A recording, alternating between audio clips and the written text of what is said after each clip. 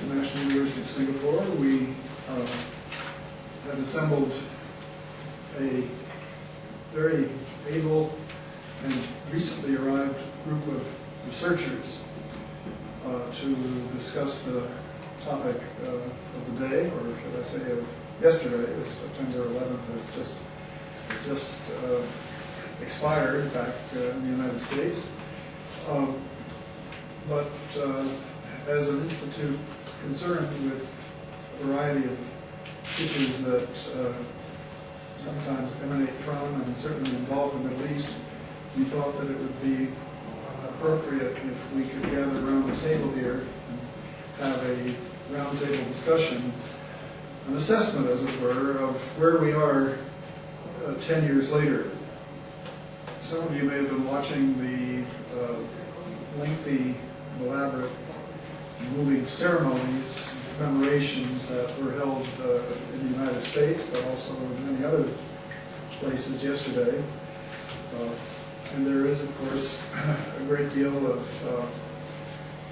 reflection on the part of Americans especially, but also everybody else, as to whether the events of the last 10 years have led to an end, or at least a diminution, of what was described in the United States in the aftermath of 9/11 as a terrorist wave against which it was important to make war. So what we're going to do this afternoon is give all of us a short amount of time to offer our various reflections.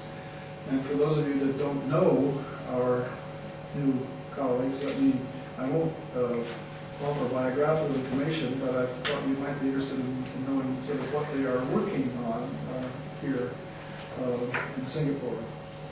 And after I've made a few opening remarks, you'll hear from Professor Robert Bianchi, who is here working on a long-term project exploring China's growing relations with the Middle East.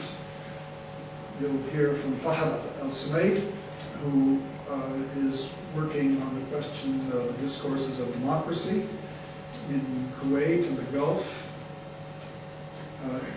You will hear from Gustav Boethius, who has been doing some very interesting work on oil and security issues. He just recently did a seminar here and has published a series of 4 Middle East Insights on our website on that important subject.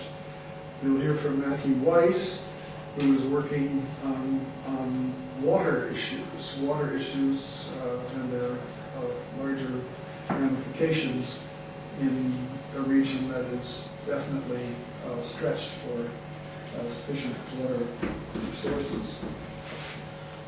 Nazri Bahrawi from Singapore is working on the interaction between Islamic thinkers in the Middle East, especially Egypt, and Islamic thinkers in Southeast Asia.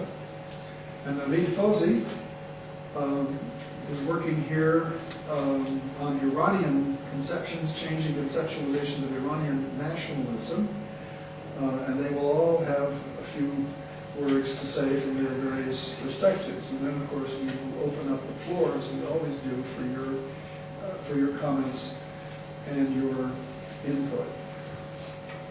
But let me begin with an attempt to offer a balance sheet. The title of our roundtable, as you know, is 9/11, a decade later, case closed, ? And I think that's one of the questions that we want to answer. Is it all over or not? And I want to focus at the beginning, in a very sketchy way, about to do a sort of an assessment of the U.S. war on terrorism as former President Bush conceptualized it back in 2001. And I simply, I'm going to be very just telegraphic about this. I've got a list of positives and a list of negatives. And I'll just throw those out and leave it to others to sort of try to assess, where the weight of the evidence seems to lie. There's a new book out recently, and a very good one from the parts of it that I have read, by Jason Burke, who is a journalist for The Guardian, who has previously written quite a good study of Al-Qaeda, but now he's written a much larger book called The 9/11 Wars.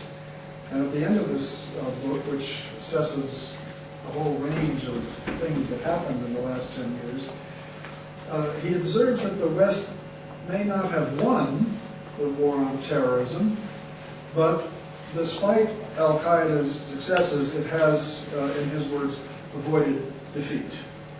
The West is clearly still standing. And if you heard any of President Obama's remarks yesterday at various commemorations, that, in a sense, is echoes what the President said, that the United States has survived and stands taller than it did. On the positive side, what can we say? I think, first of all, the United States recovered from 9/11. It takes a while, but even the sites of devastation in New York are now, as we all can see, under renovation, and plans are well advanced to replace the two fallen towers with appropriate and perhaps better structures than existed before. That's one thing. Bin Laden finally was killed. It took 10 years. And one might have thought that with the greatest power in the world and a lot of allies devoting immense resources, that it should have happened sooner. A big opportunity apparently was missed just in the aftermath of the U.S. invasion of Afghanistan, but the elusive leader got away from Tora Bora and lived to speak and occasionally to carry out further acts. But finally, he was gone. And that, I think, undoubtedly has to be a positive, even if you have, as I do, certain reservations about the way it happened and certain concerns about the negative fallout from that operation. But on balance, it's a positive. I think it's also fair to say that the United States and its many allies in the world succeeded in decimating Al-Qaeda as an organization to the point where it is not in itself, I think, regarded as it once was as the primary security threat to the United States and other Western countries. The original organization is severely weakened, and now the focus of activity has moved to the spin-offs from Al-Qaeda that exist primarily in Pakistan, Afghanistan, and the Arabian Peninsula, and in North Africa. Whether we can say, in a positive sense, that the United States and its allies are on the offensive against these spin-off organizations is debatable, but I think it's pretty clear that the very active campaign of military action and intelligence surveillance and so forth is very much in place. One might also conclude that, on the whole, the campaigns that were carried out in the last decade slowed the momentum of militant armed Islamism. Certainly in the 1990s, and especially because, of course, Al-Qaeda was active before 9/11, if you will recall, but in the 1990s and certainly after 9/11, there were widespread apprehensions, certainly among analysts in the United States, that bin Laden was basically going to be able to dominate, seize, manipulate a broad swath, a mass of public opinion, ordinary people in the Muslim world and especially in the Arab world. That I don't think has in fact happened, and so that's to the positive side. There's no doubt that a more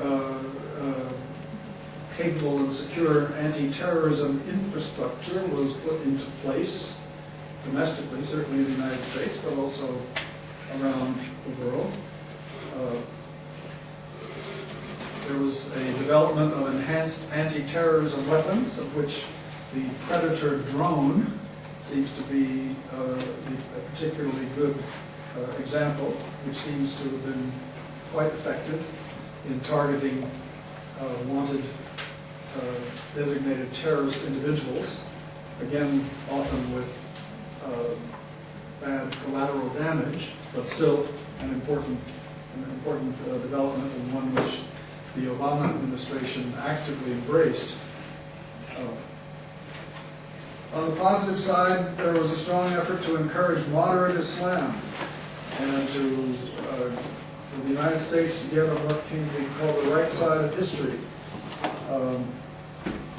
And I think it's fair, despite whatever one's reservations about President Obama's performance may be, I think it can be argued that his presidency marks a great improvement in the way the war on terrorism was conducted, and made a particular effort to reach out to the Muslim world in a more effective manner than President Bush had tried to do.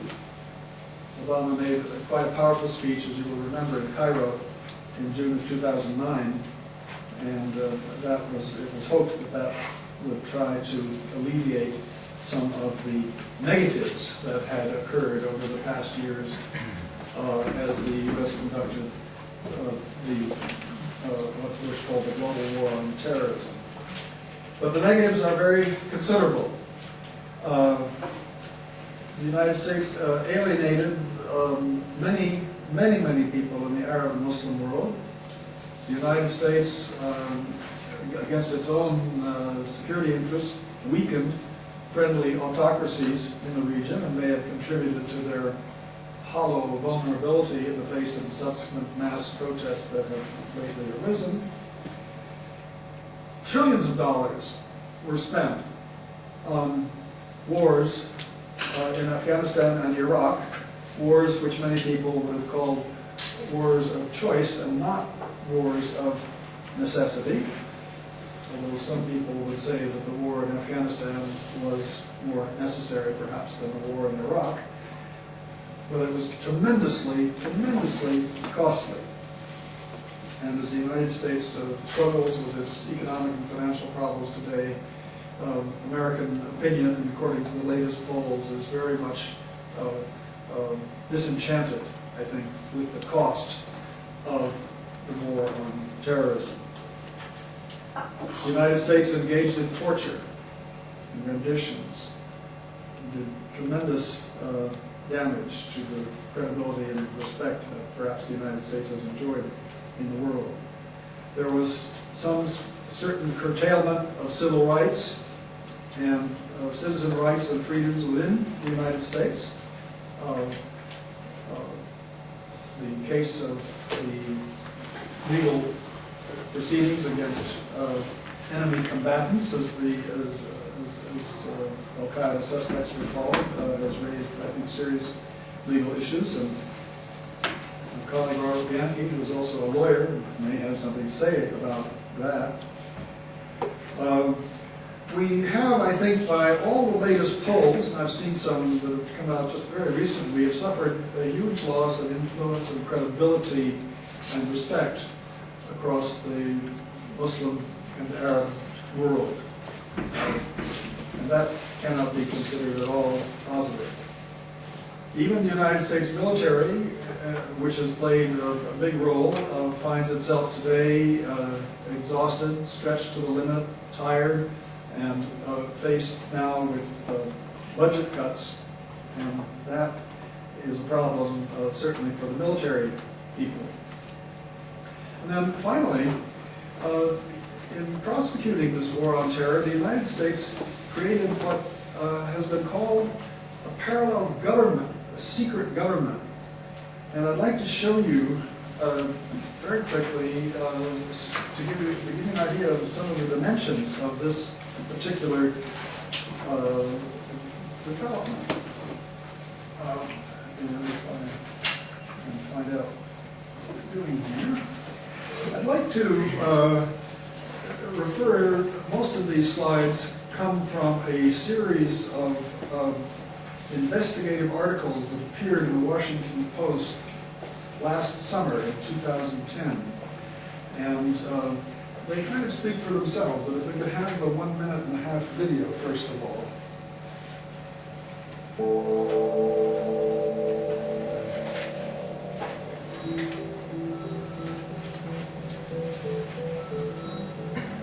You think you know America, but you don't know top secret America.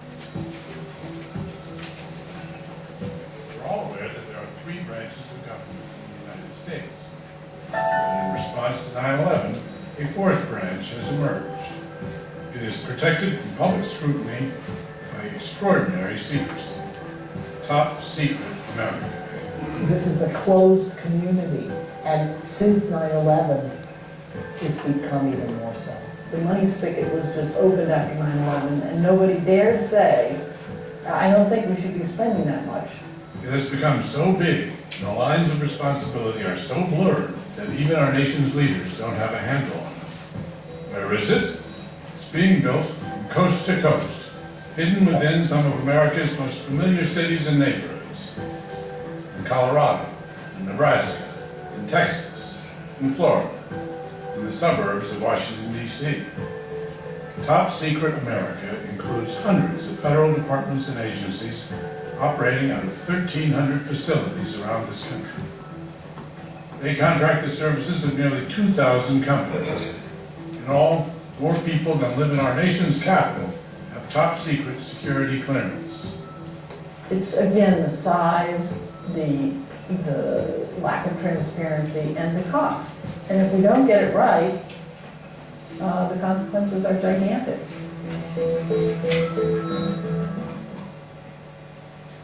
Thanks. Let's take a look just at a couple of the graphics and the charts that they presented in this series of articles on this secret America government. We have, for example, if we can have the this one, we have 45 government organizations in the United States government dealing directly with some aspect of the war on terrorism. The next one. And here's a list of government organizations, in fact, that are involved in that. It's, as you can see, it's quite extensive.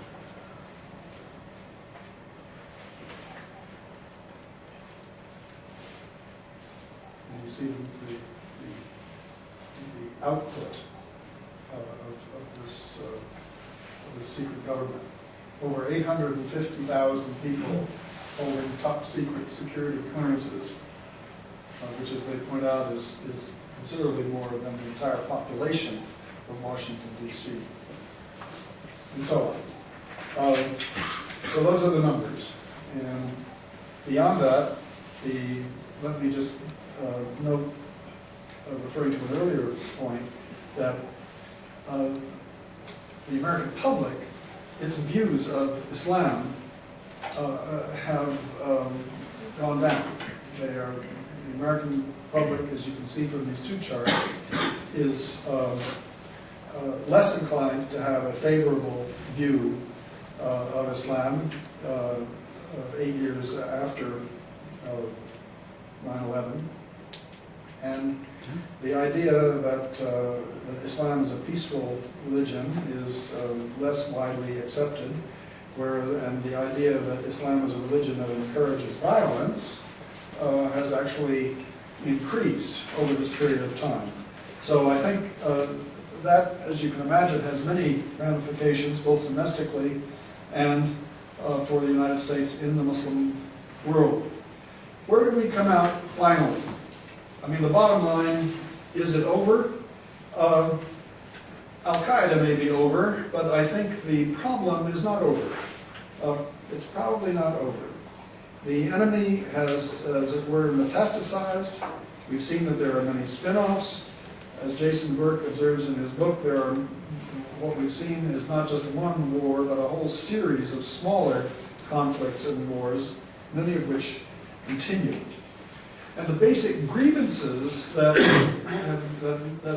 gave bin Laden and his colleagues outsized prominence and support and protection, many of them are still there.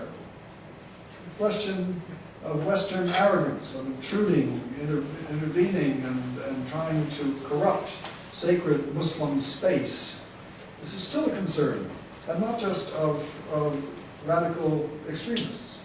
The Palestine conflict, which has soured America's reputation throughout this region, only seems to get more and more inflamed, and that obviously creates conditions that may encourage the same kind of problem that we've seen over the last 10 years.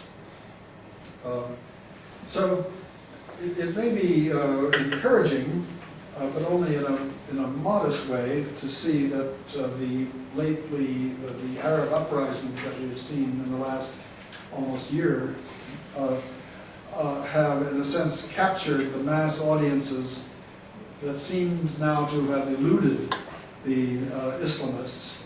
But those the people that are doing those uprisings are not necessarily going to be more moderate or more friendly or more compliant with American designs across the Middle East. And I'll leave it at that with those somewhat pessimistic final comments. Thank you. And if we could move now, I think, to Bob Yankee. Thanks, Michael. I have to be honest, I'm very annoyed talking about 9/11. I would just as soon, let it pass into the dust of history along with Pearl Harbor Day and make it a ceremonial holiday that really doesn't have any meaning. So from that point of view, I'm happy to sort of avoid the topic altogether. And I think maybe my first reaction in being invited to this panel was to think of where I could possibly run to get out of the obligation. The other part of me would like to talk about this all day, and then, because there are a lot of things I'm unhappy about. What I'm most unhappy about is that I think that the 9/11 inflicted great damage on the United States in many ways, but it was nothing compared to the subsequent damage that we inflicted upon ourselves. And that subsequent damage was our responsibility, and it was not necessary. And the people who were most responsible for it have names and positions and addresses, and we are perfectly capable of sending them subpoenas and invitations to appear before congressional committees. And we haven't done that, and that also angers me. I think that we have made many errors, many mistakes, and it's not the first time. Anybody who's lived through Vietnam and Iran Gate and so on has seen this go down before. And it's remarkable how little we've learned. It's remarkable how quickly we repeat and aggravate the same problems of violating international law, violating our own constitution, of simply lying to ourselves and the rest of the world as a habit. And I think that the people who are most responsible for that are politicians and lawyers, and I'm not very happy with scholars, especially those who specialize in Middle Eastern and Islamic studies. I think that all three of these groups have yet to be held account.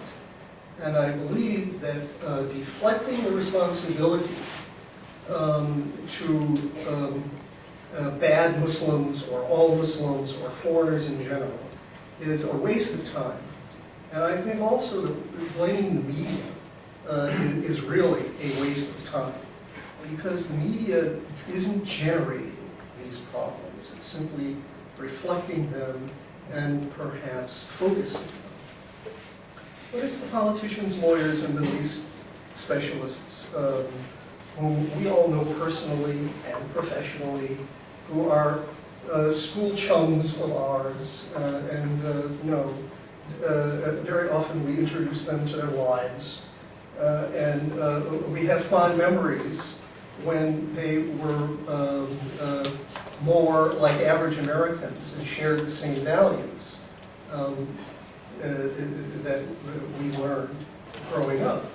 And before they became part of this secret government and sort of underground movement to extend what they think is American power and advance American interest, which I think is entirely misguided. When I had to think about the impact of 9/11 for our meeting today, I was struck at how much I contrasted the initial reactions of Americans as individuals displaying their own instinctive sense of morality and humanity versus the longer-term reactions of the United States as a polity and as a community. And I think the former was certainly very positive and the latter very negative. And unfortunately, the former is insignificant, is very quickly eclipsed by the latter. So the net result, I think, is very abysmal. I think that today, the United States is a weaker country, a more divided country, a more confused country. I don't think we have done anything to improve our position at home or abroad. And everybody in the world has arrived at that conclusion, including a lot of Americans, but not too many of the people who hold power in our political system.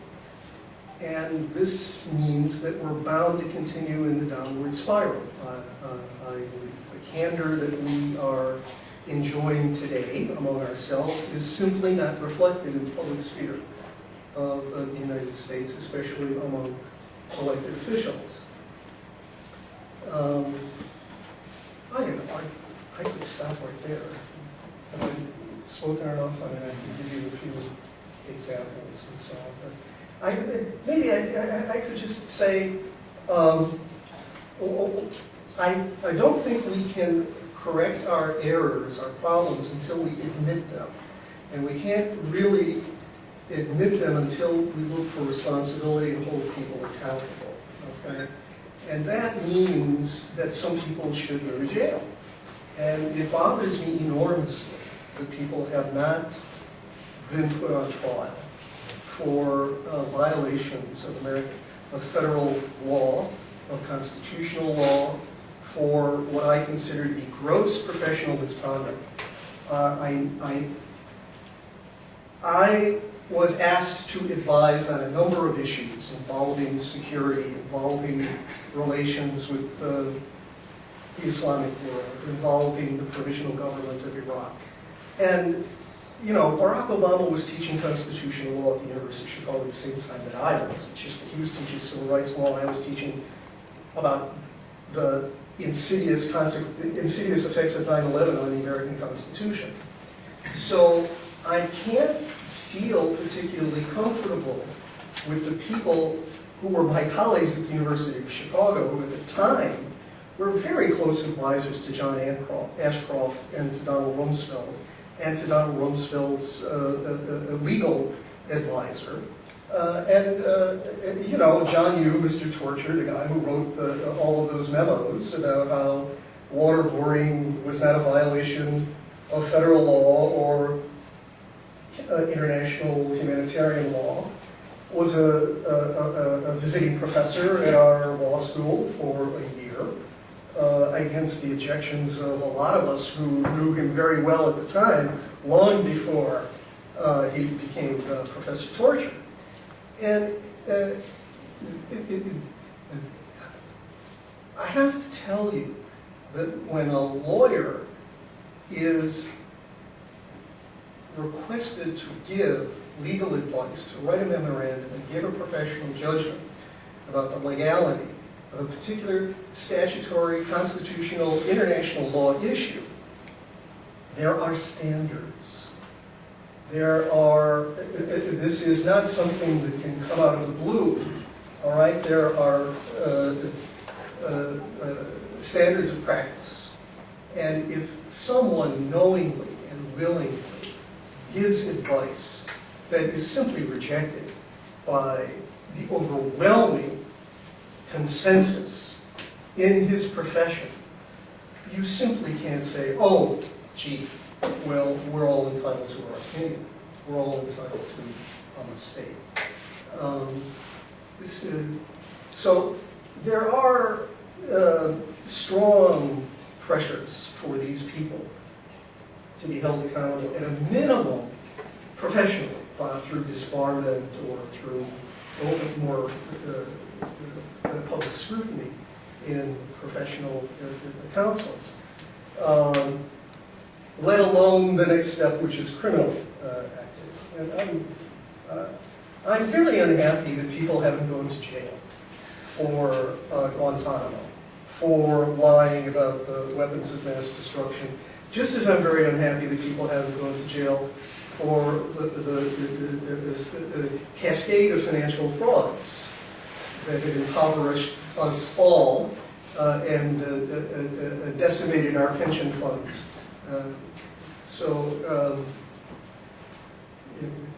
Let me leave it there before I explode. Okay, Fahad Al-Sumaid, please. Yeah. So my background is in political communication. So the piece of the bigger 9/11 picture I'm going to talk about today is really the issue of political discourse.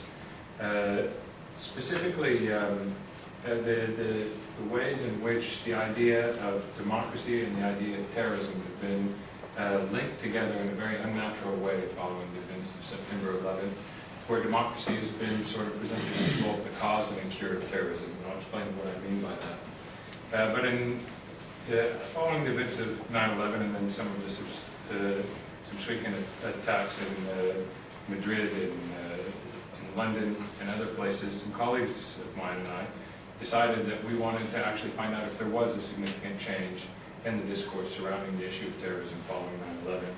So we examined the news discourse in the United States and in the UK in print and broadcast media for 5 terrorist events, a couple before 9/11, 9/11 itself, and a couple after 9/11, so we could get a sense of what remained the same and what changed.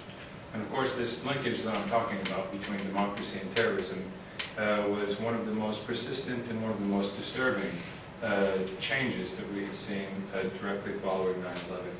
And so let me explain what I mean by democracy as both the cause and the cure of terrorism.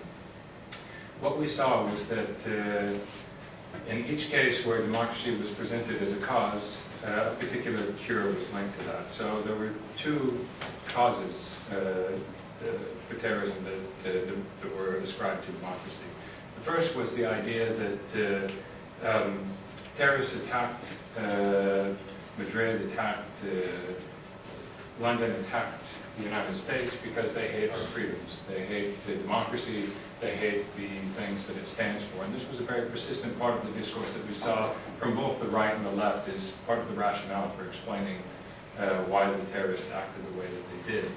And of course, the corresponding cure that came with that was the idea that if democracies are under assault for their liberties and their freedoms, that the world's democracies should band together as a potential way to fight against terrorism. And we saw this very much as a part of George Bush's freedom agenda in trying to build an international alliance to fight against terrorism.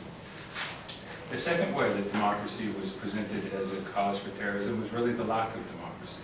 This idea that a lack of democracy in certain countries led to frustrations by individuals that then manifested into terrorist activities. So the idea that if there isn't democracy in places like Saudi Arabia, in Iraq, and a number of other places, in Afghanistan, that people get so frustrated and angry that they, instead of acting through political channels, will act out through terrorism. And of course, the corresponding cure for that we've all seen was that democracy should then be brought to these different countries in order to, as Bush said, drain the swamps which breed terrorism. And even if that meant bringing democracy at the point of a gun. And so what was disturbing, I think, about this connection was that terrorism and democracy were talked about in these various linkages by people on both the right and the left, by politicians and by pundits.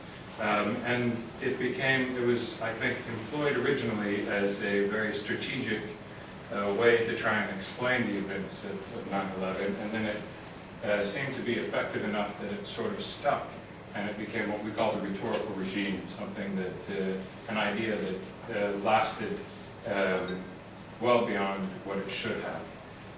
And so there are a number of problems that we can discuss with the assumptions that democracy is both a cause and cure of terrorism in the Q&A session, if you'd like.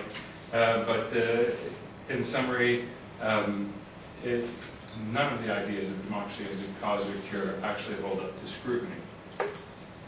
Now, an interesting change in the way that democracy and terrorism have been linked together, because as I mentioned, they've been inexorably linked now, has been what we see in terms of the democratic discourse following the uprisings in the region recently, in which democracy is no longer presented as necessarily a cure for terrorism in the Middle East, but as a potential venue for Islamic organizations and maybe radicalized groups to gain increasing power. So democracy is now seen as something that might empower groups, as it did with Hezbollah and Hamas in Palestine and Lebanon, that the West actually sees as terrorist threats. And so we've seen over time, in terms of the political discourse, this consistent connection between democracy and terrorism that keeps being twisted and modified in a way that what we say sort of reifies the old Orientalist discourse about the West versus Islam. But it recasts it in slightly less contentious ways, where democracy has come to stand for Western democracy in the West, and terrorism is becoming increasingly linked with the idea of Islam and Islamic terrorism. And so we see this as a recasting of the old Orientalist narrative, again, like I said, in less contentious, overtly contentious ways, but continually damaging.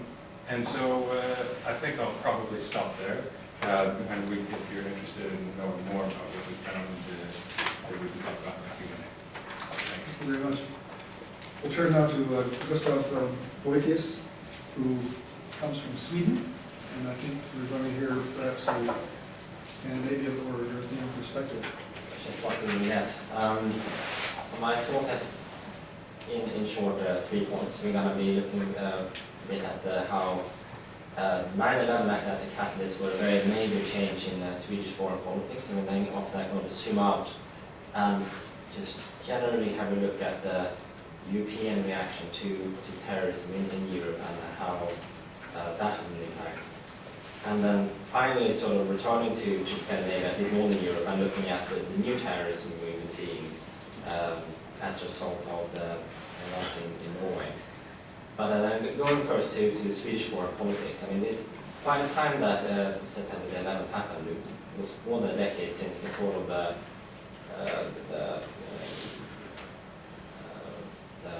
Berlin Wall, but Swedish foreign politics had basically seen no reconfiguration since that time.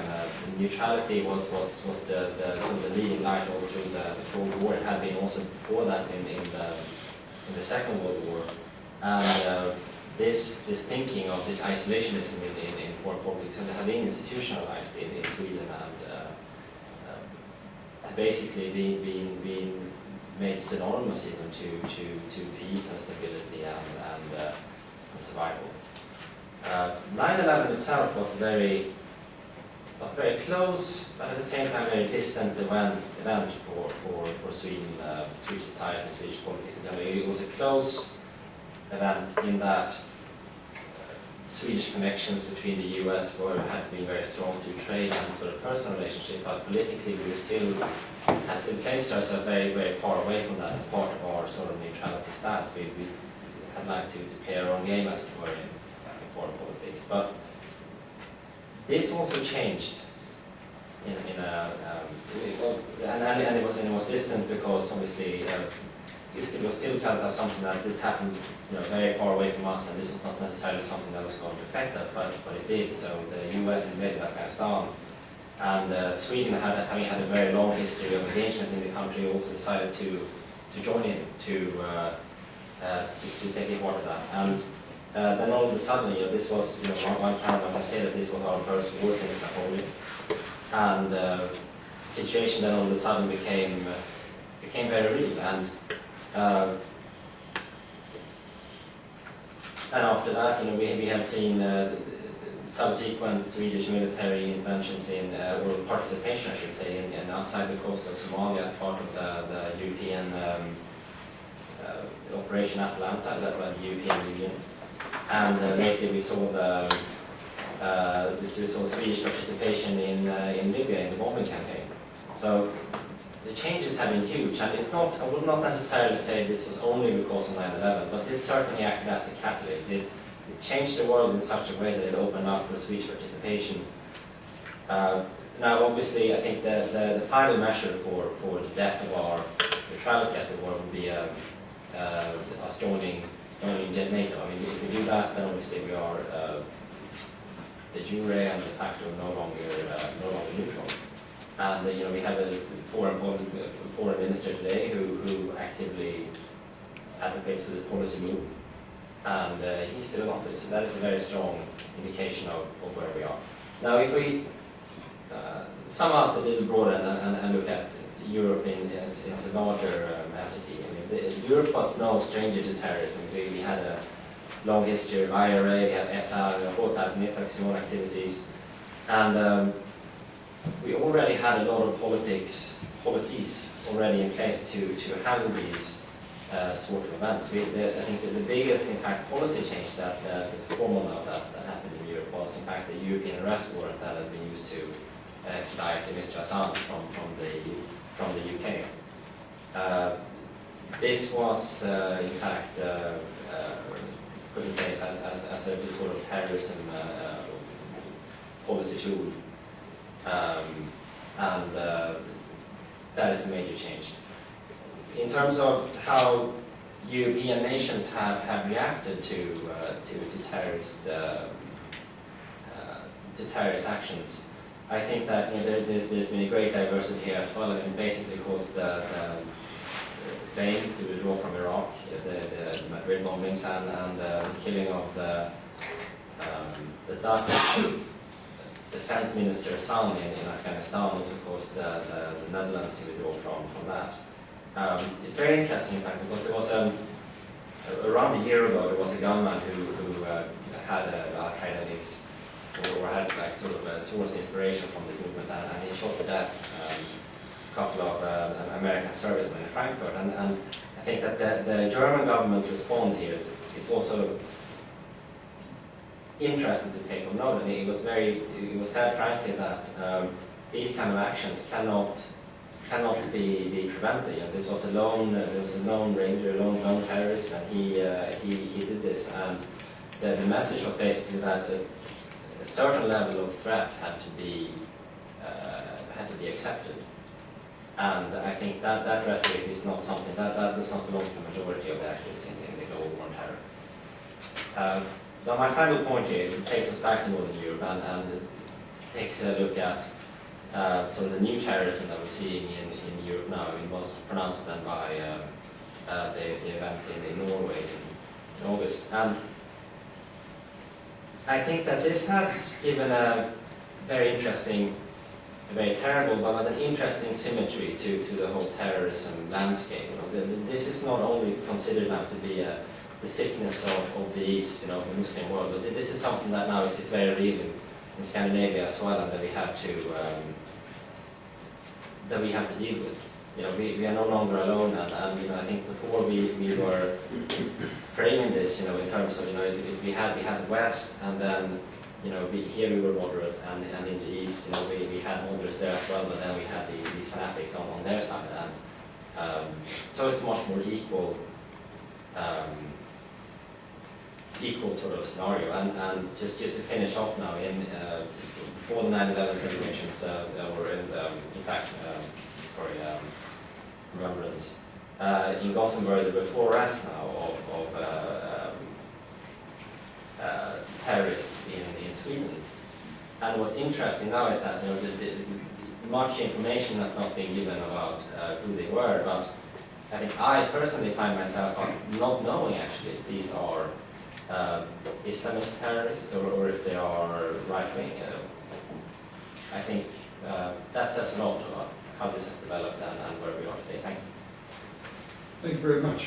Now we'll hear from Matthew Weiss, who has perspective, I think, involving Israel and Palestine. Okay, thank you.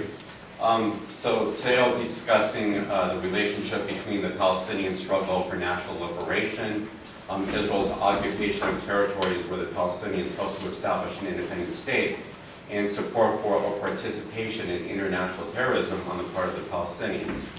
First, one important note of clarification that I think is important to make off the bat, and you should keep this in the forefront of your mind even as I deliver other points which might suggest trends to the contrary, and that's the following: that even in the face of the ongoing denial of their basic aspirations for independence and self-determination, that does not mean that frustration over these issues will automatically translate into increased Palestinian participation in support for Al-Qaeda and other like-minded terrorist groups. It doesn't mean that just because Palestinians are driven to great depths of despair, that they'll automatically join forces with Al-Qaeda and engage in these dramatic martyrdom operations against Western targets. If anything, trends in recent years suggest the opposite, that a greater and greater number of Palestinians have resorted to exclusively non-violent methods of struggle against the Israeli occupation of their lands. The case in point is that for several years now, I don't know exactly how many years it's been, but for several years, Palestinian residents of various West Bank villages have been engaged in weekly non-violent demonstrations to protest the confiscation of their land by Israel's encroaching separation wall in towns such as Bilin and Budrus. And in some of these cases, actually, Palestinians have been able to wrest small-scale victories because of the cumulative pressure of these demonstrations and various court challenges to Israel's separation wall. In some cases, the Palestinians have been able to recover some of their village lands. So I think that Palestinians are more and more starting to see the utility and efficacy. They're starting to see that nonviolent methods of struggle can be effective and can make a significant difference in improving their material circumstances. So I think that these nonviolent modes of struggle are gaining more and more currency and acceptance on the part of Palestinians. Also, another development which suggests that Palestinians may be gravitating towards an increasingly nonviolent method of struggle against the Israeli occupation stems from the recent wave of popular Arab uprisings. In these cases, ordinary people in Egypt and Tunisia, supported by various civil society groups, managed to liberate themselves from entrenched authoritarian regimes through exclusively non-violent street demonstrations. So this gives a strong signal to the Palestinians and others that non-violent methods of struggle may be the most effective route to take in terms of expressing their aspirations for self-determination. And it also suggests more broadly that the violent mode of struggle against authoritarian regimes, which was espoused by Al-Qaeda, may no longer have as much resonance as it used to. And it's even possible to conceive that if Palestinians decide to take matters into their own hands and launch a third Palestinian intifada or uprising against the Israeli occupation, they may decide to emulate the model of their counterparts in the Arab world and resist and challenge the occupation through acts of civil disobedience and other nonviolent means. On the other hand, there is a distinct risk that sympathy for participation in terrorist acts may increase if many Palestinians come to feel that the pursuit of nonviolent avenues of struggle against the occupation is not bearing any fruit, especially if they see that their land is increasingly being confiscated by the Israelis and they have not managed through international diplomacy and appeal to international bodies such as the UN, especially if those tactics fail to bring them meaningfully closer to achieving their ultimate goals of self-determination.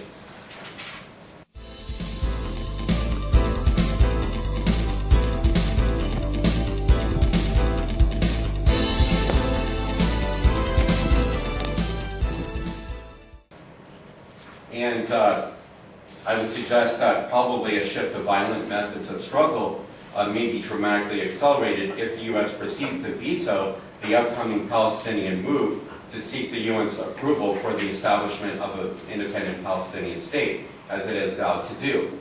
Dashing the Palestinian dreams for recognition by the world body will almost surely create a climate in which the voices of moderates counseling patience and reliance on the goodwill of the international community will be drowned out by more radical voices urging extremist solutions rooted in violence and terrorism.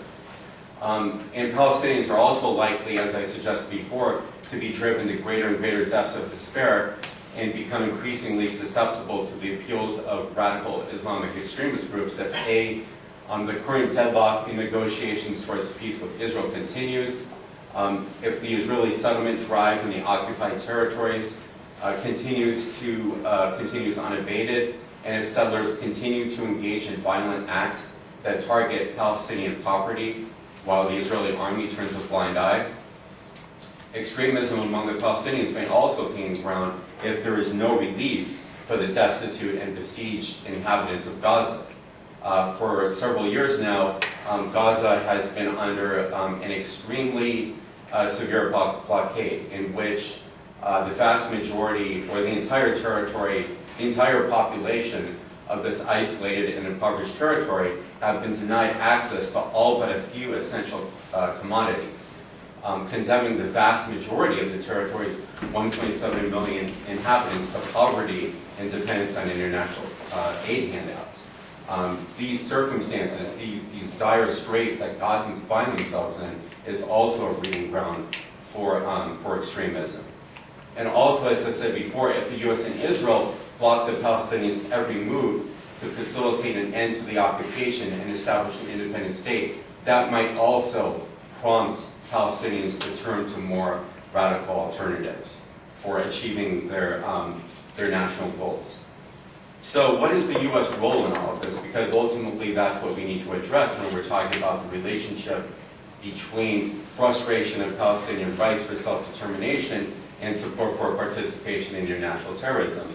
Well, first of all, I think it's not cliche to say that arguably no issue arouses greater concern and fervor on the part of Arab and Muslim peoples than the plight of the Palestinians. Every abuse, humiliation, and setback that the Palestinians experience at the hands of Israel is keenly felt by Arab and Muslim publics. So as long as the Palestinians' rights to their land, livelihood, and resources remains insecure, and dependent upon the whims of the occupying power, Israel, and as long as the Palestinians are subject to all of the daily indignities and misery and humiliation of occupation, and as long as the Palestinians' basic yearnings for self-determination are kept at bay, the cause of Palestine will continue to resonate with the Arab and Muslim masses and continue to stand as a potent symbol of injustice and a rallying cry for Arab and Muslim publics. Now, against whom, if Israel fails to engage in good faith negotiations with the Palestinians and restore or honor the Palestinians' rights for basic self-determination, against whom will the Arab and Muslim people's wrath be directed? Well, the simple answer there is not just the occupying power Israel, but the U.S. as well. Why is that? Because there's some very glaring contradictions in U.S. policy that every Arab and Muslim person is able to see very clearly. First and foremost, despite its claim to be an honest broker between the two parties, the U.S. has unconditionally supported Israel at every turn, militarily, financially, diplomatically. The U.S. in particular provides $6 billion annually in overwhelmingly military aid to Israel, without conditioning that aid on Israel's compliance with international law and its willingness or lack thereof to engage in good faith negotiations with the Palestinians. Therefore, in the eyes of the Arab and Muslim world, not to mention much of the rest of the international community, the U.S. is complicit. It aids and abets Israel's violations of human and national rights. And the U.S. will continue to be a lightning rod for criticism as long as perceived as providing a blank check to Israel's expansionist ambitions in the West Bank, and as long as the U.S. continues to shield Israel from any accountability for its actions. And so in this connection, there's much more at stake here than fundamental questions of dignity and justice, even though these are very important. Also, the U.S. moral authority hangs in the balance. In fact, many argue that the U.S.'s reputation and credibility in the Arab world may ultimately depend on how equitable and fair it's perceived as being in its approach towards the Israeli-Palestinian conflict. This has really, in many respects, become the key litmus test and the key standard for how the Arab and Muslim publics judge the U.S.'s intentions.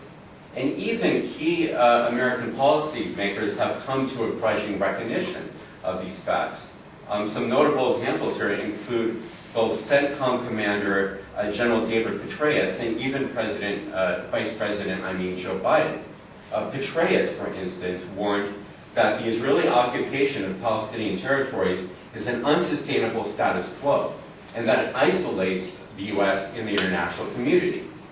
And that as long as the Israeli occupation of Palestinian territories continues, and the U.S. is perceived as supporting or turning a blind eye to this state of affairs, this is going to have a very corrosive impact on trust towards the U.S. on the part of Arab and Muslim publics.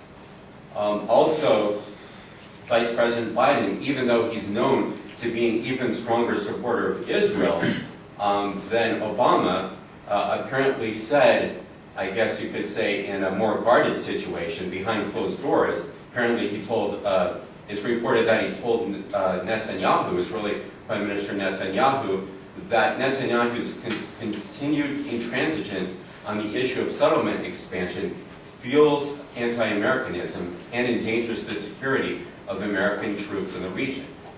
Unfortunately, though, despite these periodic shifts in awareness on the part of key American policymakers, somehow this is not translated into a sea change in the U.S.'s policy towards Israel and the Palestinians. If anything, the contradictions of U.S. policy towards the region have multiplied during Obama's term in office. From the earliest days of this presidency, Obama made some very moving and profound speeches which kind of sent shockwaves to the Arab and Muslim world, but in a very good way. A lot of people felt that here was somebody who finally struck a sympathetic chord with the plight of the Palestinians. In many respects, he indicated that he expressed a profound awareness and empathy with the suffering and the plight of the Palestinians. And in many respects, I think he conveyed this, this image or this understanding to a far greater degree than any other U.S. president. However, despite I guess the improvements in American rhetoric towards the Israeli-Palestinian situation, a huge disconnect remains, because Obama has continued the same approach of business as usual, and his status quo-oriented policies are fundamentally out of step with his progressive pronouncements on the Israeli-Palestinian issue.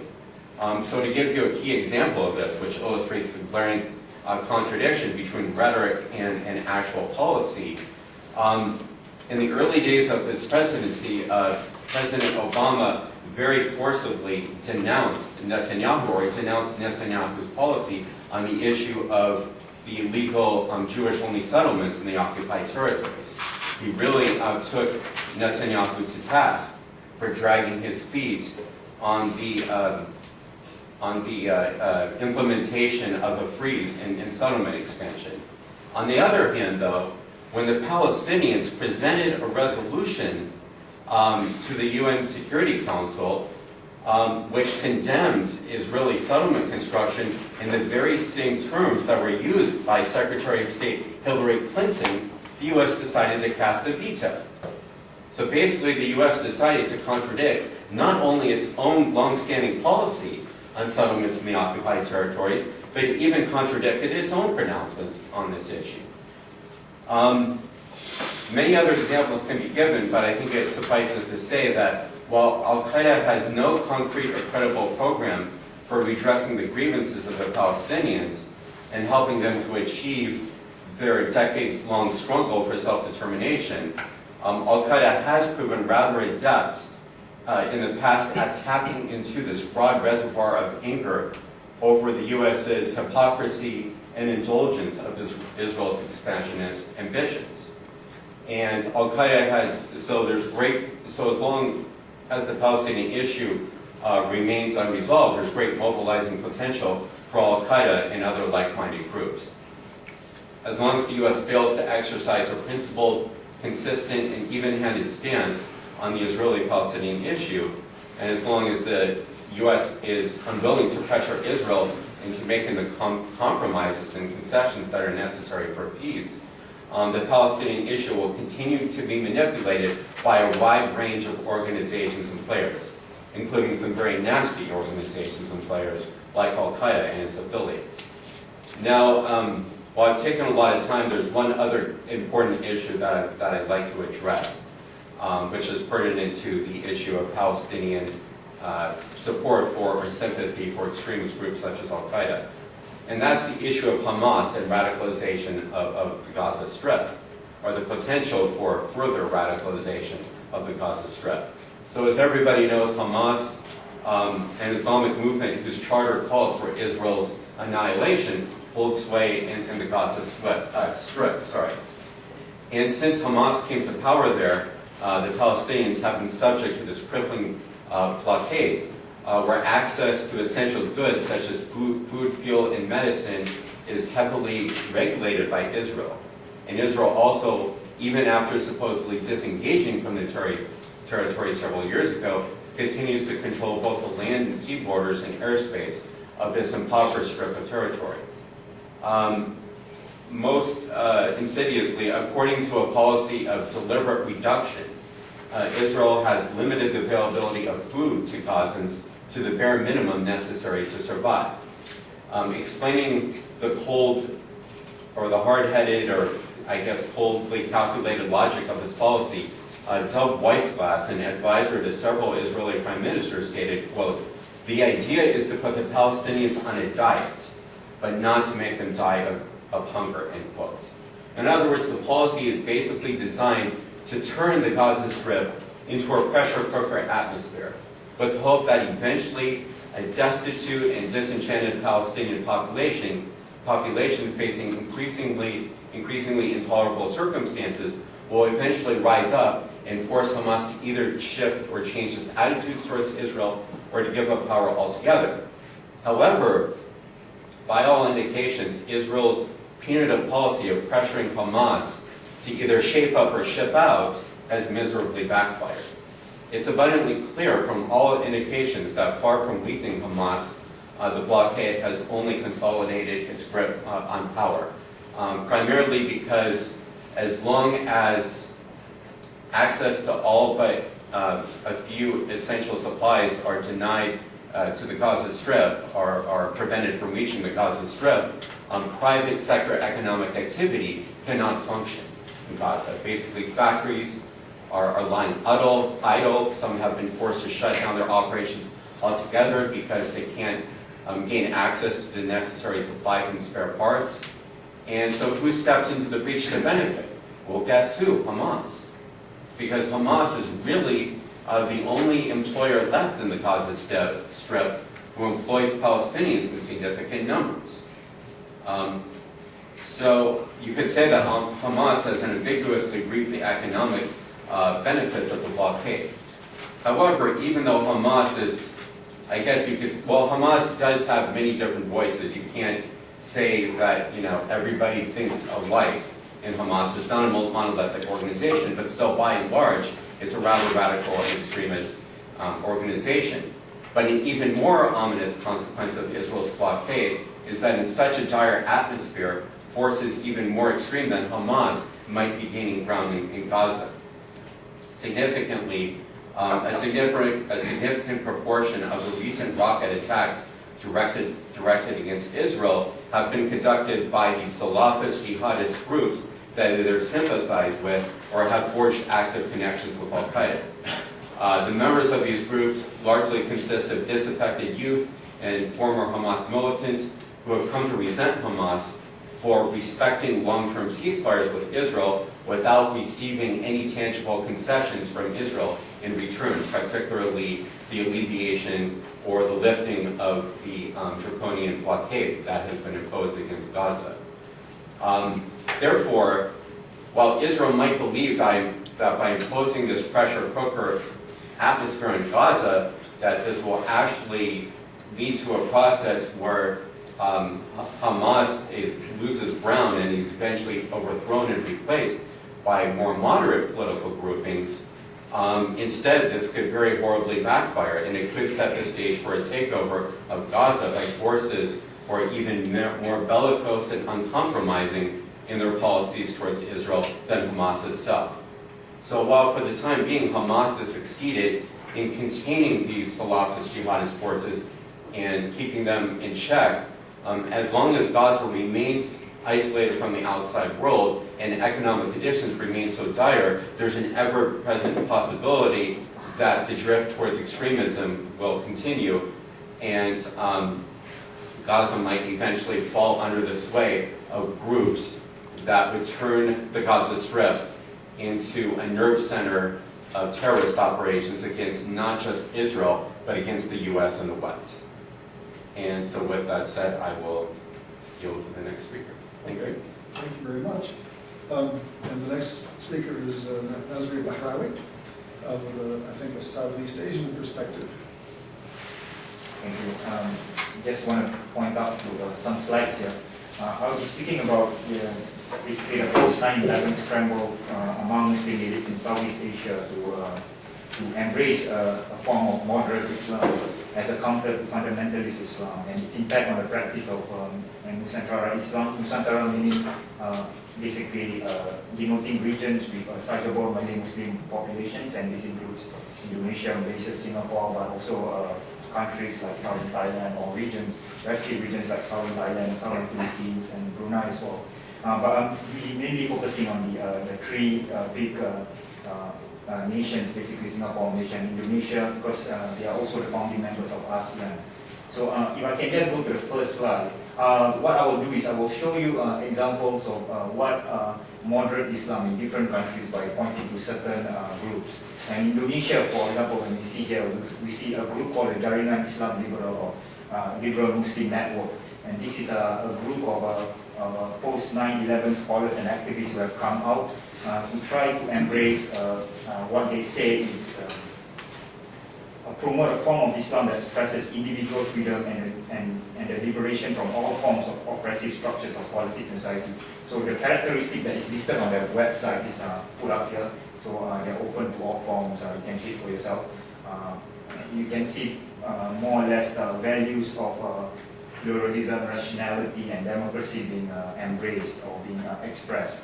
And then let's go to Malaysia now. Malaysia, we've seen the idea of moderate Islam being expressed through the idea of Islam Hadari. And this is Islam Hadari is actually a concept that was promoted by the former Prime Minister Abdullah Badawi, and he promoted this concept just months before the 2004 election. And it's not specifically related to 9/11, but it was a kind of an alternative to the Islam that was being promoted by his political nemesis, which is the Pan-Islamic Party in Malaysia, and that's passed. And it's again, you can see virtues of pluralism, like for example, protection of the rights of minority groups and women.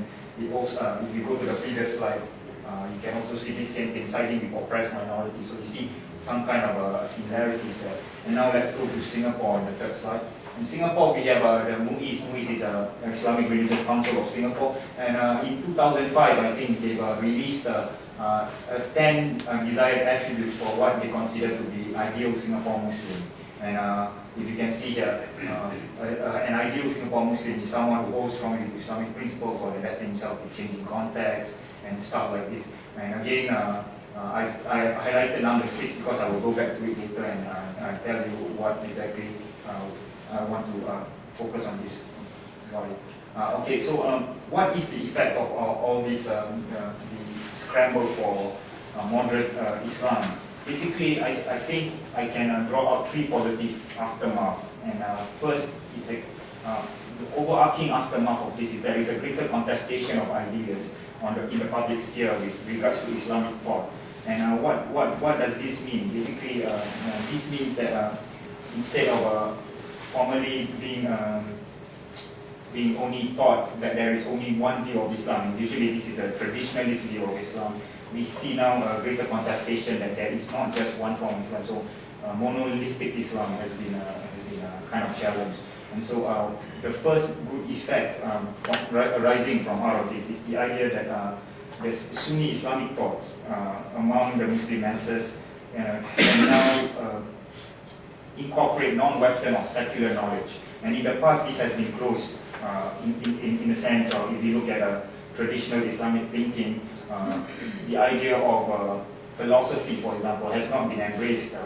And that's largely due to an episode in Islamic history that has stopped basically a very more progressive group called the Mu'tazila have pushes their brand of rational Islam to the masses. And when they did this, they did not just sell it to them, they actually force it down the throat. And so they've gone and do a Gitmo style kind of stuff, and try to get other people who disagree with them, torture them. Famous scholars are being tortured and stuff like that.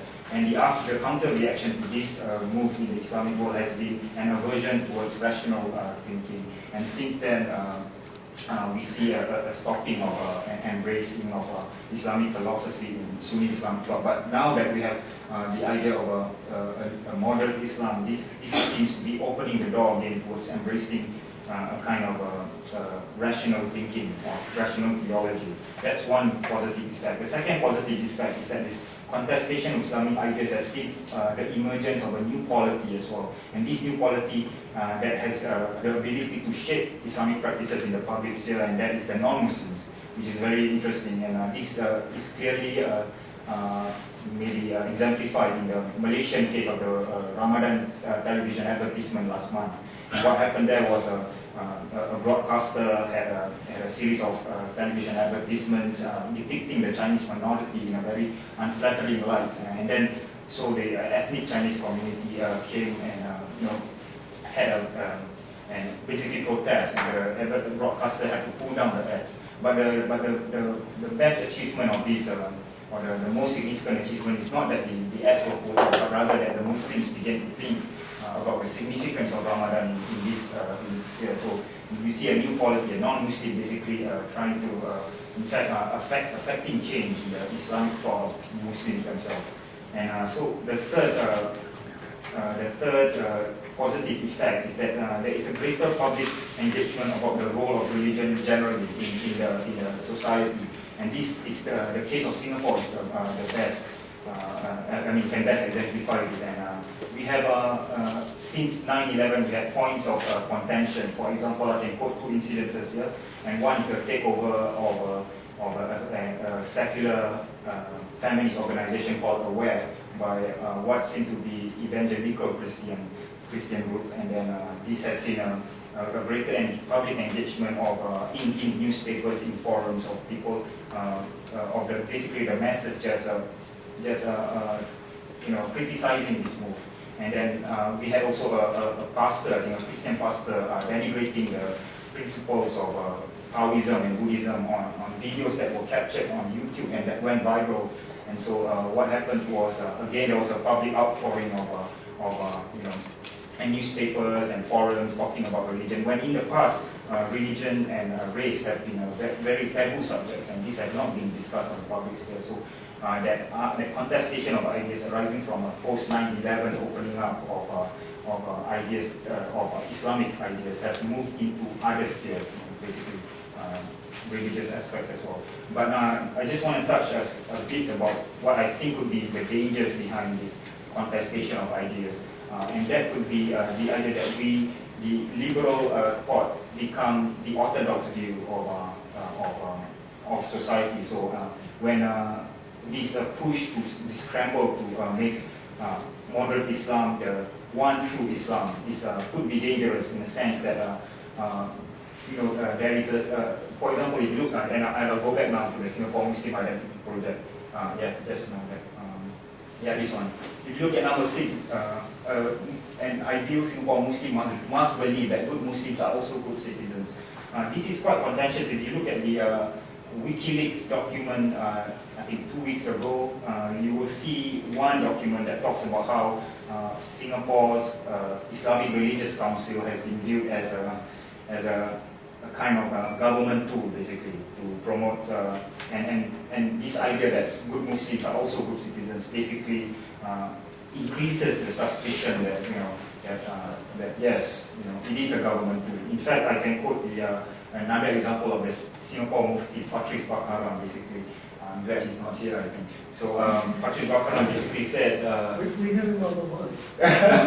yeah, when he was deputy mufti before, and we had a terrorist called Mas Selamat escape and stuff like that. And so when he was deputy mufti and soon to be mufti, what he said was that because when Mas Selamat escaped, he was harbored by his relatives at home. But what happened was Fatri said that this act of harboring terrorists is un-Islamic. And so that became viewed as a government line, because that was what the government is basically saying. And the Wikipedia cable quote is very interesting. I'll just write it. It sees the government through movies as using Islam, and this is the quote, to harness religion to ensure their support for, or at least acquiescence to its policies. So this is a very real concern that when this moderate Islam becomes orthodox, it also becomes a form of control, basically, from the government to the masses. And so what I think should happen is not to be overzealous in trying to promote this idea of moderate Islam, at least in the Nusantara, and especially in Singapore, when the Islamic Religious Council is a government statutory board. What should be done is to encourage this contestation of ideas, which I think is a good thing, and but not to the point of saying that there is only one view to seeing how religion should work. And so that decenters orthodoxy. It also ensures that people who don't believe that they belong to these 10 categories do not go underground, do not try to fester their views underground, and then suddenly explode like the Aware Saga shows. If we suddenly see, how come this evangelical Christians have taken over Aware? I mean, that was quite a surprising move on the part of. It was a surprise move on Singapore generally. And so I think I will end with that. Okay, thank you very much. And our last commentator is Naveed Fauzi, who is Iranian, or was, and we'll hear what he has to say now. Thank you. Well, I would like to say something about relationship between Iran and the U.S. and the opportunity lost at the time. Well, you know probably that after the Islamic Revolution, there has been a vast difference between the public opinion and official discourse in Iran. And after September 11, we had a rare opportunity when these two came together. The public opinion and feelings in Iran was pretty much projected in President Khatami's speeches and tweets and discourse. And it could have been an opportunity for the U.S. to invest in the region, in the area, and improve relationships that was hostile during the former years. So what do I mean by these two streams, public opinion and official discourse, when acted at the time? Well, we saw that Iranians came to the street and hold candlelight vigils. We observed something like that in other Middle Eastern countries, but there was a difference here.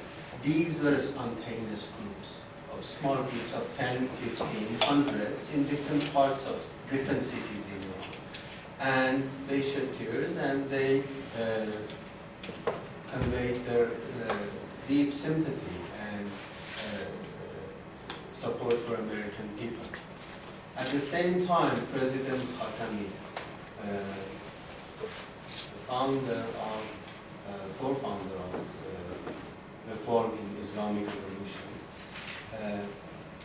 maybe was one of the first world leaders who conveyed his deepest sympathy with the great nation of America and condemned extremist reading of Islam and said how it violates the image of Islam as a tolerant and as a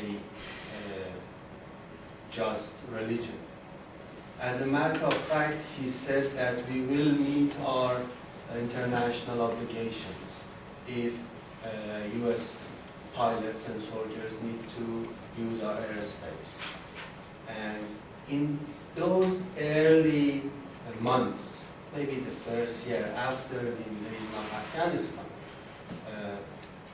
as a matter of fact, foods were distributed among Afghans through Persian Gulf ports through Iran. So that's what I mean. It was a rare occasion. The condition of possibility that we like to talk about in academia was right for the U.S. to take advantage and use the opportunity to invest in the area. Unfortunately, what happened was that President Bush, in his address to the Congress, lumped Iran and North Korea and Iraq together and produced the axis of evil. Maybe the attack itself didn't globalize terrorism, but ways in which, as Professor Bianchi framed it, ways in which we dealt with it in the U.S., that definitely globalized terrorism. The case that Gustav talked about also shows that. The discourse that was developed, this polarizing discourse, the whole world was divided to two poles and provided the vocabulary, the literature, the discourse that Israeli government used, Chinese government used, Russians used to suppress Chechens, minorities in China, and Arab Muslims. So then we move from those initial rare moments for improvement of relationship between Iran and US to Ahmadinejad and his last trip to New York the speech that he gave to the General Assembly, he pretty much used the conspiracy theorist discourse and said that there is a large segment in Europe, all over the world, that think that it was an internal job. September 11 was carried out by people inside the US. And, well, he knows who he is talking to, really. When you look at the Middle East, I guess everybody agrees. Generally speaking, people don't trust official evaluations, official statements. There is a difference between what they think and the government want them to think, and they extend that to other countries. And so my point is that we missed a great opportunity in those early years. Then imagine Iran is neighboring Afghanistan and Iraq, and heavy presence of US soldiers. Maybe Iranians were nervous. In Conference of Bonn and in other occasions, nuclear issue was at the table, and Khatami government pretty much put a stop on that. Nothing happened on the other end. And what we saw was that President Bush also not only missed the opportunity, I think he tried also to make a case to attack Iran. And he published information about Natanz and Bushehr nuclear plants and accusing Iran of pursuing nuclear bomb. So these two poles at the global level was created through a discourse and then was extended to regional countries and to Iran. And Iranian popular public opinion has remained the same, even though even yesterday the State Department in the U.S. made a statement that we never forget the kind message that the Iranians sent to us 10 years ago. Then we move to Ahmadinejad discourse and escalation of hostile relationship between the U.S. and Iranian government. Thank you. Thank you very much. Speaking of missed opportunities, one wonders if yesterday might have been an opportunity that was missed, an opportunity to declare victory and move on. But even as the events were unfolding, new and ominous reports were coming in of another possible terrorist attack. And if you were watching CNN, as I was part of the weekend, it was the main story. But maybe, who was it that said, Senator Aiken of Vermont, that with respect to Vietnam, that the United States basically should just declare victory and get out. And it would have been much better, even though, of course, there wasn't really a victory. At any rate, we're throwing the floor open here for your comments and questions to, or your general observations. Comments and questions to any of the participants. Please identify yourself. Keep your comment or question succinct. Yes, please. Yes. My name is Talib. I'm in Singapore area. I'm glad I came here today to listen to the various views expressed by the panel. But I'm most impressed with Professor Robert Bianchi, who has presented a very smart and frank dialogue with meaningful explanation, lamenting the lack of response from the academia and the lack of inquest into certain criminal acts after the aftermath of 9/11. Now, this is appreciated very much. I'm very impressed with the points you raised. The points, the issues are valid and straight to the point. This brings me back to the case of Dr. Kelly in England, who told the United Nations that Saddam Hussein doesn't have weapons of mass destruction. And yet Qatar was closed by the then Prime Minister of England, what's his name? Blair. This is a cover-up. Now the 9 lawyers are opening up inquest again. They said he not committed suicide, but he was killed, or there's a conspiracy. This is very good in England, you can see this happening. Recently, the case of Murdoch, when they tapped the phones, they brought Murdoch in and they showed the trial on TV. This is very transparent. This is lacking in America. Ponzi scheme, only one man votes to fly. Because there's so many Ponzi schemes in America committed by big banks. They are called the elite robbers, the elite looters. And I agree with you, Professor Bianchi. Not only with a man, he said America flouted civil liberties after 9/11 and civil rights. And nobody was, no inquiry was made. And nobody was put in jail, he said.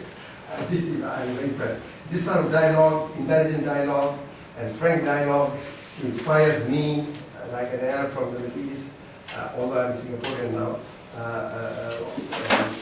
and it's very appreciative. But I want to move again to some of the comments made by the other speakers. Basri. Islam Hadari is a slogan, Mr. Basri. Well, with respect to you, this slogan is being condemned by many writers. The Times doing that for me to explain the condemnation of Islam Hadari. It's hypocritical, and it is, and you know his son-in-law was the most corrupt person in Malaysia. He's only 29 years old, and he amassed so much wealth in billions.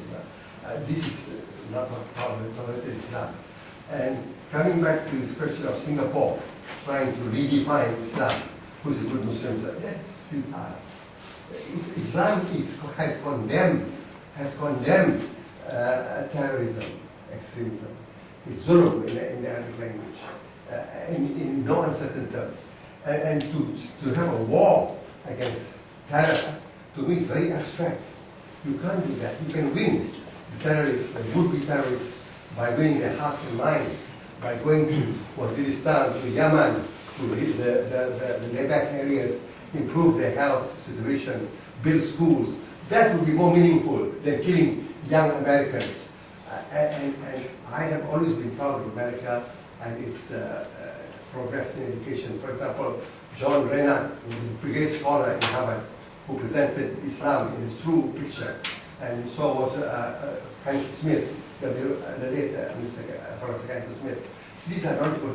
I remember that people like John Reinhardt did not come out to explain what is the true Islam. Islam is moderate religion. And there's no basis in Islam for terror, for being innocent people. To say that you want to play the role of God and decide who's a good Muslim, who's a bad Muslim, that's ridiculous. I don't buy that. Even from MOIS in Singapore. Some of the officials in MOIS, pardon me, the knowledge of Islam is very shallow. They don't understand the wisdom of Islam. Islam has succeeded because Islam quelled terror in Mecca. There was a lot of terror in the pre-Islam days. Islam brought peace and progress and teach brotherhood of mankind, brotherhood of nation, brotherhood of Islam is the third one. So I beg to differ with you on this. And I beg to differ with the MOIS on this. You cannot redefine Islam. On the question of what did we learn from 9/11, I think the Americans have not learned anything. Even from Vietnam days, they have not learned anything. Obama tried to, as somebody mentioned, as Professor Bianchi said, he made a speech in Cairo. But while he extended the olive branch to the Arabs and Muslims, he was the man who sent the most drones to Pakistan and Yemen, killing innocent people. You know, I can kill my enemy in Yemen by just phoning, by using handphone, and the drone will come and destroy the whole front. People will go kill instantly. This is not the way to fight terror. Terror is abstract.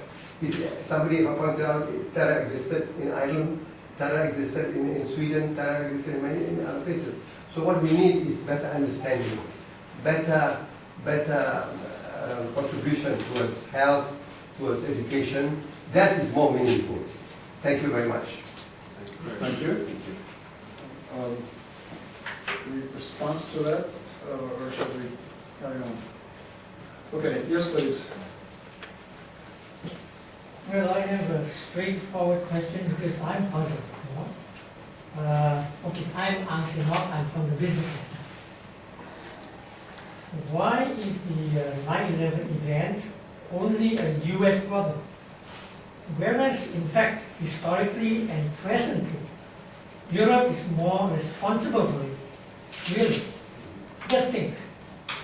The Ottoman Empire, Hamburg, London, the center of money laundering. You need money for this attack, you know. And think of the Balfour Declaration.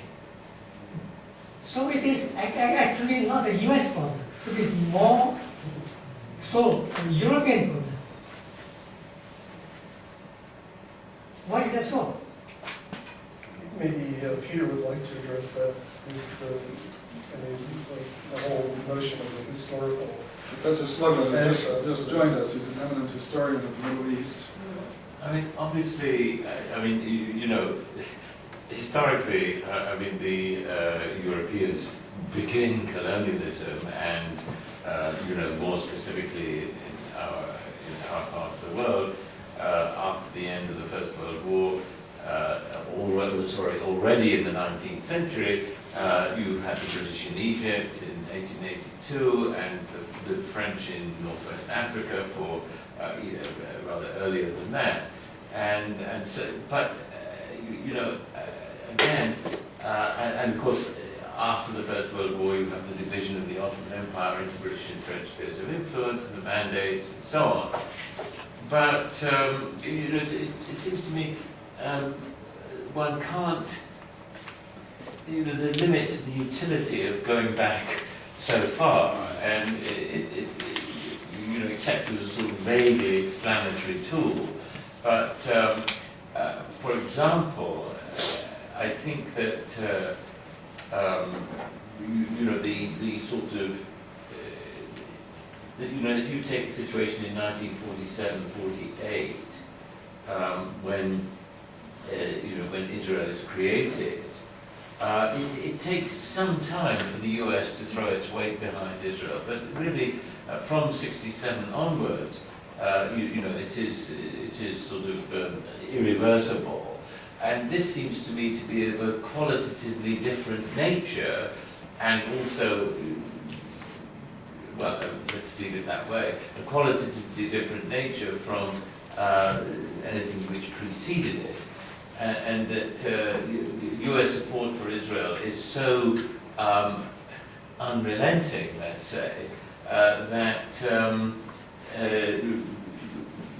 I mean, it's quite clear to me that large numbers of people large numbers of people in the Muslim world deeply resent US support for Israel, and also extend this to a certain sort of anti-Muslim profile presented by the United States. So that although Europeans are responsible, let's say, for the original colonization of this area, you know, what the Europeans' capacity to influence things in the sort of recent past or the contemporary world is really very limited.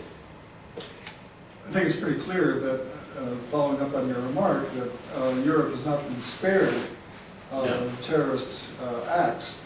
But I'm wondering if, you know, if, for example, it was the European Union and not the United States that had military bases and facilities in almost every country of the Middle East, and if it was the European Union that was considered itself to be the sort of proprietor of Arab-Israeli diplomacy, and if it was the European Union that had sent European troops to Saudi Arabia in 1991, maybe then, you know, you'd say, yeah, they have a responsibility. But in a way, I suppose one of the nice things about being European is that the era of classical imperialism is over, and now someone else has stepped in.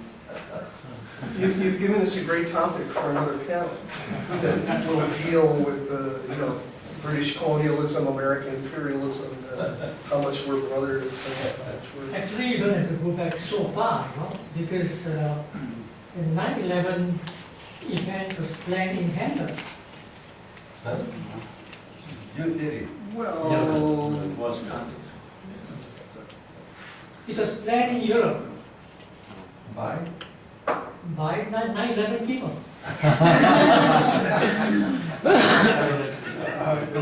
Yes, please. Hi, I'm Robin, I'm from the press. I have a question which relates to your comment that you said that the media were not generating the problem after the incident over 9/11. Whereas, in other words, you try to imply that the media did not generate the kind of wrong perception to the public that the Muslims were behind the incident and so on. But I think I'd like to ask you, is that really true? Because what I've seen while I was in the United States, I was there at 9/11 when the incident happened, and I was one of the few people that went to the scene to help. But after the problem subsided, the media generated in such a way that a lot of my friends, including churches in America and the businesses that I'm associated with, told me that you cannot associate with a Muslim.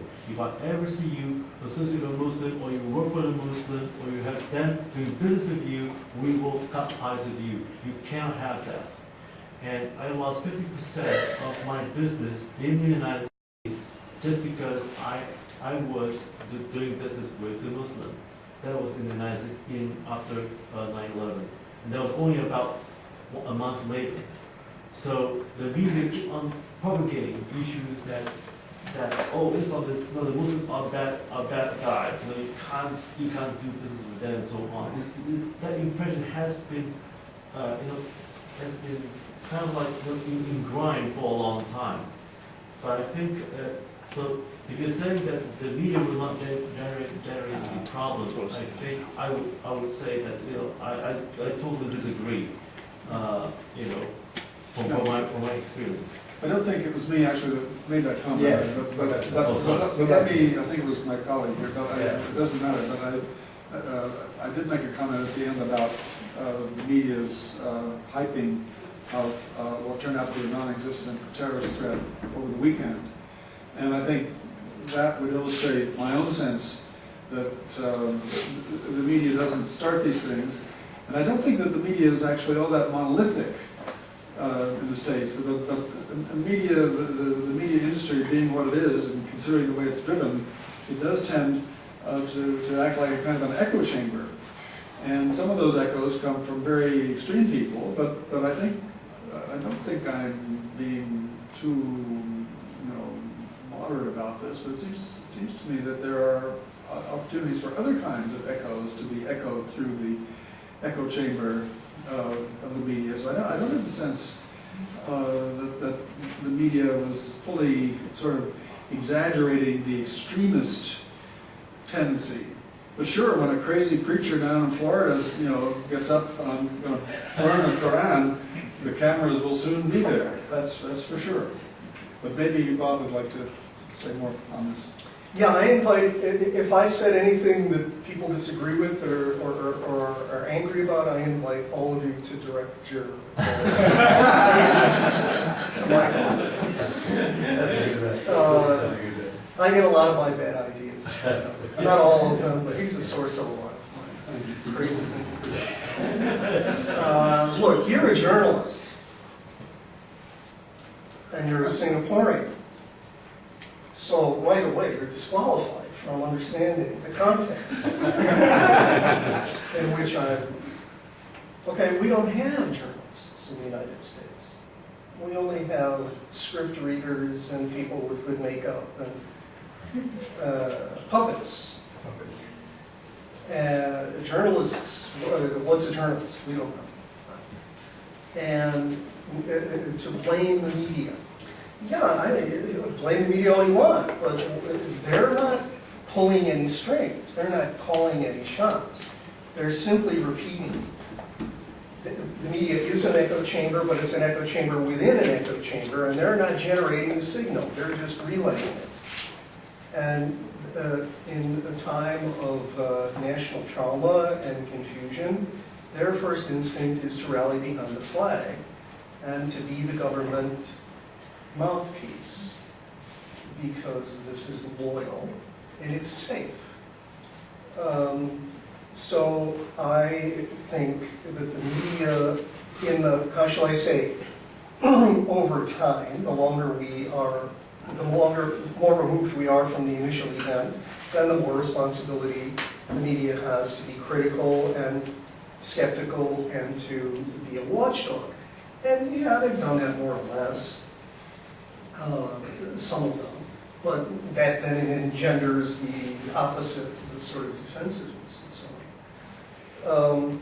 I am much more concerned about the people you select to interview and put on camera and call authorities.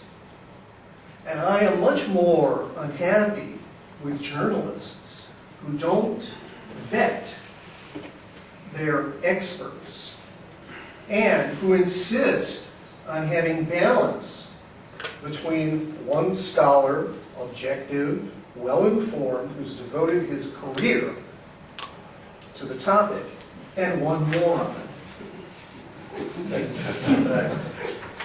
who's a phony and, you know, who's on somebody's payroll. And if I can tell the difference, you can tell the difference. So, now, okay, does that help? You expect too much of American journalism. Lower your standards and you'll understand. So, can I jump in on the media question as well? So, part of my background is also in media studies, and I agree with my colleagues about the media is an echo chamber, and we did see actually a concerted effort by politicians to use the media to promote the idea that the majority of Muslims are not extremists and we're not the kinds of people who perpetrated the attacks. George Bush himself continually said that, and when he stopped saying that, the media stopped repeating that. So there is an element of echo. But where I do differ a little bit from my colleagues is in the impact that I think the media does have, because most people get their impressions about other people and places and religions outside of the direct experience through the media primarily. So there's definitely a long-term pervasive influence that the media has, and journalists do make choices, for example, in terms of the experts that they employ, and they do chase spectacle and are very quick to construct narratives that are in relatively black and white terms of who's good and who's bad. But media reputation is at all-time low in the United States. Fox News has poisoned everything.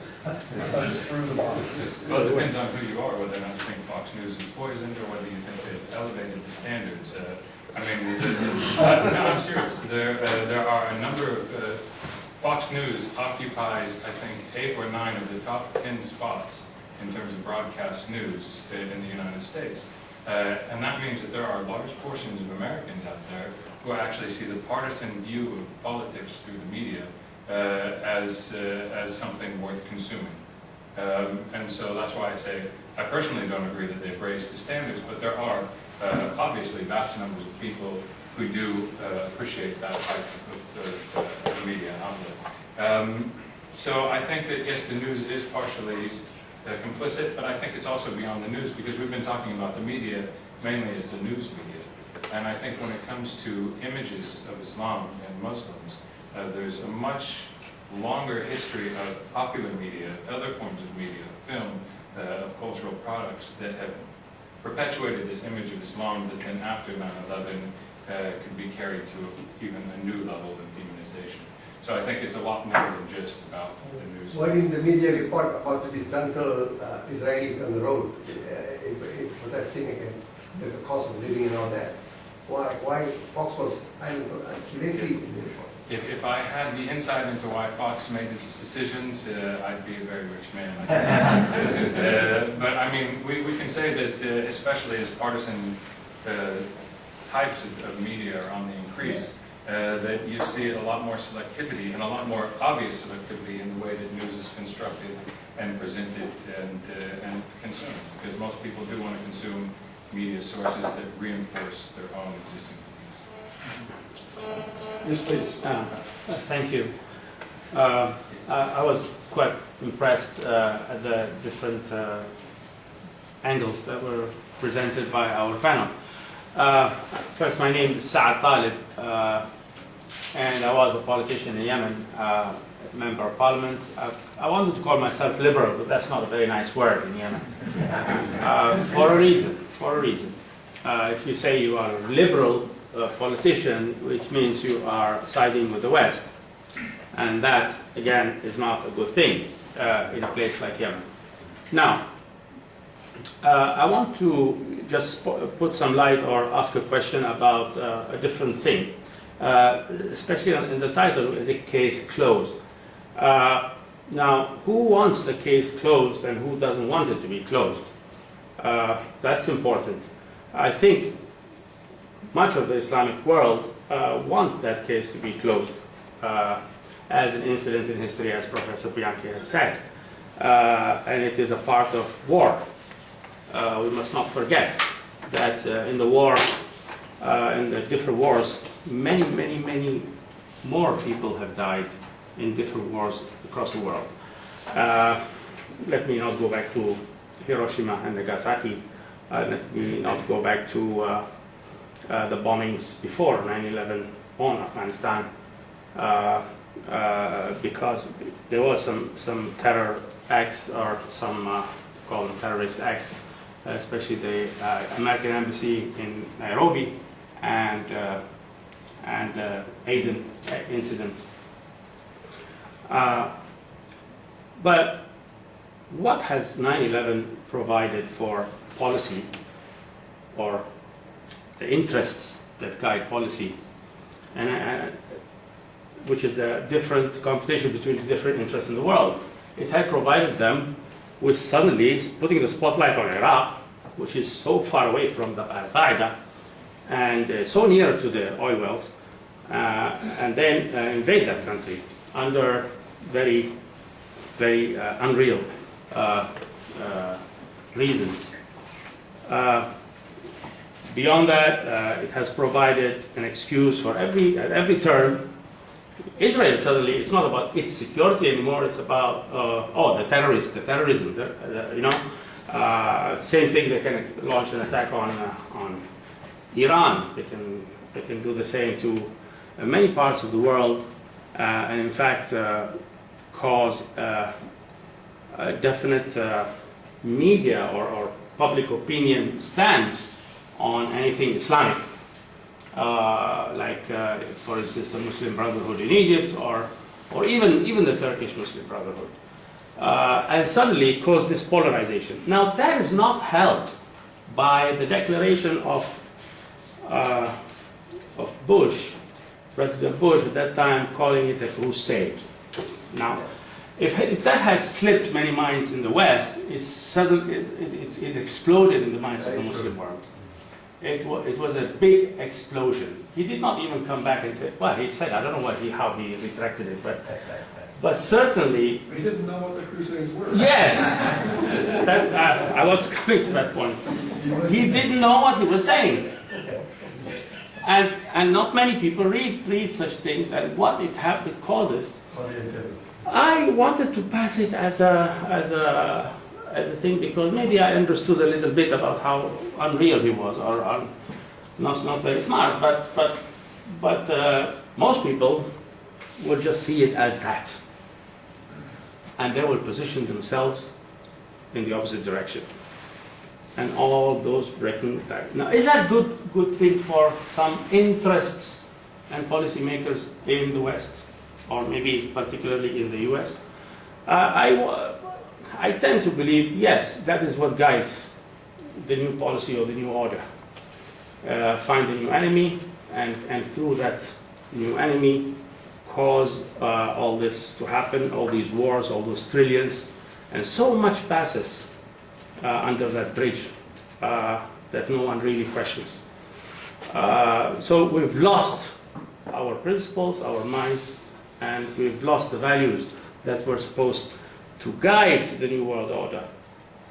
I don't know where it will lead, but I would certainly, I just want to present, I would want to call myself a small liberal from the Arab world who has tried to practice good democracy and politics in such a place as Yemen.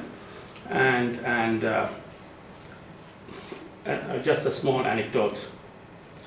Suddenly now Yemen is the biggest threat of Al-Qaeda. Let me tell you the story of that. It is the very, very, very good friend of the US, President Ali Abdullah Saleh, who has cultivated, nurtured, and created Al-Qaeda of Yemen.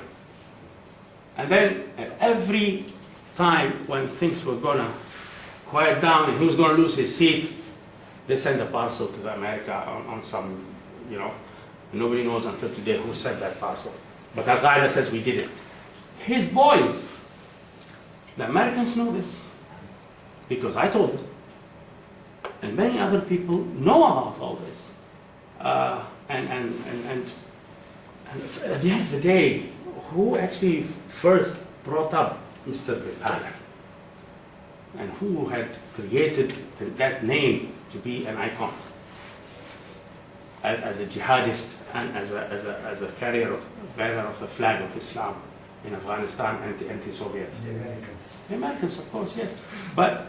And now, because it is convenient and nice and useful to play that thing in Yemen, because then the threat is all over the Middle East, over the international trade routes and everything. I hate to bring forward a conspiracy theory, but I'm just raising questions. I'm being so shy about it. I hate it too. You got any more? I think you've answered your own question. Really. Yes, I know. Maybe the ordinary Muslim would like to close the case, but in fact there are political structures, political processes. If you look at this as a political phenomenon, not just in the United States, but hey, the ruler of Yemen, the ruler of Israel, a lot of other rulers, if they want to pull our chain, all they have to do is say the case is not closed. That's right. And there are, as my graphics, I hope, illustrated, there are any number of entrenched business interests by now, because the government, as the security regime has grown so big, they're not conspiracy kinds of people, but it's just good politics to try. I thought I wasn't very good at explaining, but I rest my case. Okay, we're way over time, or well, we're going to go to the 5. We're not way over time, but we are over time. But we'll take a couple more questions before inviting you to go out and have a cup of tea. But first of all, Gustav has a response, and then I think there was another hand. I have a question to Nasri. Really interesting talk, and especially the part where you anchor good Muslim behavior in good citizenship. Questions about separations of church and state obviously come to mind before, but I can't remember exactly what it said on your slide. I mean, it said that either you have to be a good citizen to be a good Muslim, but I rather think is it being a good Muslim that makes you a good citizen. How good do you have to be as a citizen to be a good Muslim? How far is this stretch now into? Could you perhaps illustrate? Yeah, first I must say that when I put up all these slides, it doesn't mean that I agree with the views. So I was trying to show that there are different interpretations now. Not that I agree with the idea of Islam 105. I agree with you. It is a slogan, and it is a political slogan that was used by a party to latch on to the post 9/11 transformation, and that was my point. Yeah.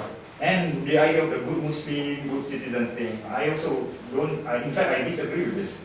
I don't think that you should have desired attributes of what makes a Muslim good or bad, I think. And then, because Otherwise, you just alienate those who don't agree with this kind of attributes. That's basically my point. And I think you should ask the Mufti maybe about this, because I don't know. I don't agree with this, and I think that it only serves to alienate those who disagree with it. So it's better if you ask him for a fatwa, maybe. Okay. Faiza? I just like to say that that is probably the weakness of the Muiz model of what a good Muslim is. They don't actually explain. They just give you some points and this is what you should be to be an ideal Muslim. And also, I just like to point out that the Malaysian case and the Singaporean case is a state management of religion. But whereas the Indonesian case, yes, Jaringan Islam Liberal, that's organic. That's not Indonesia. The state doesn't actually try to manage religion the way Singapore and Malaysia does. So that's all. Thanks. And even if it does, it doesn't mean that the masses agree to it, because they are very Indonesian society have shown, Indonesian Muslims have largely shown that they can be very opinionated and quite they are not homogeneous in their practice of Islam. I think Muhammadiyah has crystallized Islam better. I wonder, okay, one more observation, and then I'd like to invite everybody to go and I have just some want to make refreshments. two statements. Okay. First statement is that, when we talk about media, I think all countries have got the media, and they are mostly in principle the same. So when you talk about US media this, US media that, whichever country you are, you have the same thing. So we should not say this is not fair, this is done that way, or that way. Okay. Secondly, my second statement. I think also, we all know very much about George Bush, but in many countries, they are George Bush equivalents. Say it